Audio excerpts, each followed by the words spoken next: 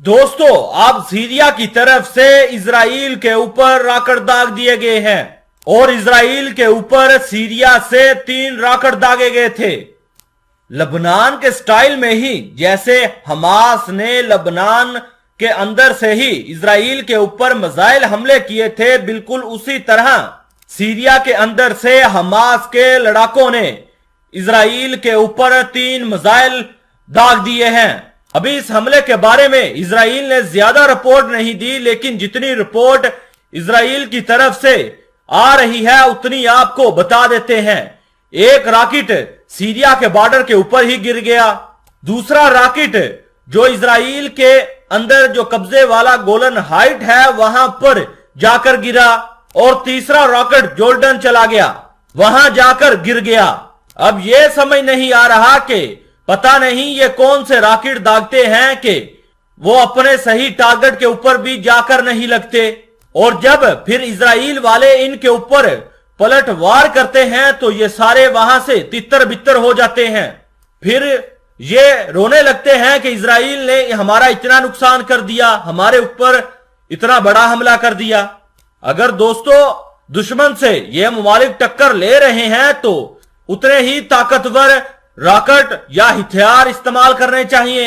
बहरहाल ये जो 3 मिसाइल हमले हुए हैं इसमें कोई नुकसान नहीं हुआ, लेकिन आपको यह भी बता दें कि जो इजराइल के कब्जे वाला गोलन हाइट था वहां पर जो आयरन डोम सिस्टम था वो इस मिसाइल को रोकने में नाकाम हो गया था, और जब ये गोलन हाइट के ऊपर मिसाइल गिरा तो वहां पर कोई भी नुकसान नहीं हुआ, क्योंकि जो सीरिया से मिसाइल दागे गए थे वो खुले इलाके में जाकर गिरे। तो दोस्तों आपका ये सवाल जरूर होगा कि इसके बाद इजराइल ने क्या किया। दोस्तों इसके बाद इजराइल ने भी गोलाबारी शुरू कर दी।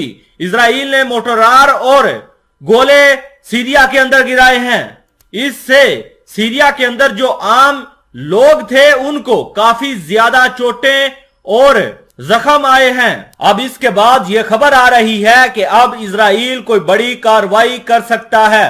ये जो सीरिया के अंदर से हमास ने जो रॉकेट दागे थे वो तकरीबन 1 या 2 बजे दागे गए थे।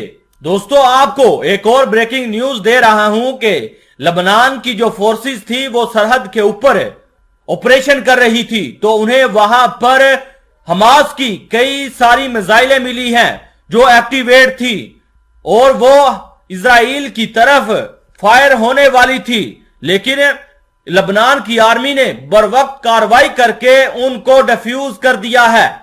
भाई साहब इतना ही नहीं, अब इजिप्ट से भी एक रिपोर्ट आई है कि इजिप्ट की फोर्सेस ने भी वहां बॉर्डर के ऊपर से मिसाइलें पकड़ी हैं। वहां के जो जंगजू थे उनके हाथों से उन्होंने वो मिसाइलें बरामद की हैं, और ऐसा लग रहा था कि इजिप्ट के अंदर जो जंगजू मौजूद हैं वो भी इजराइल के ऊपर बिल्कुल जो फलस्तीन के हाथों मिसाइल थी उसी तरह की मिसाइलें अब इजराइल के ऊपर दागने वाले थे। ये अभी अभी ताजा रिपोर्ट आई है कि इजिप्ट की जो आर्मी थी उन्होंने इन मिसाइल हमलों को नाकाम बना दिया है और अभी भी वहां पर ऑपरेशन जारी है।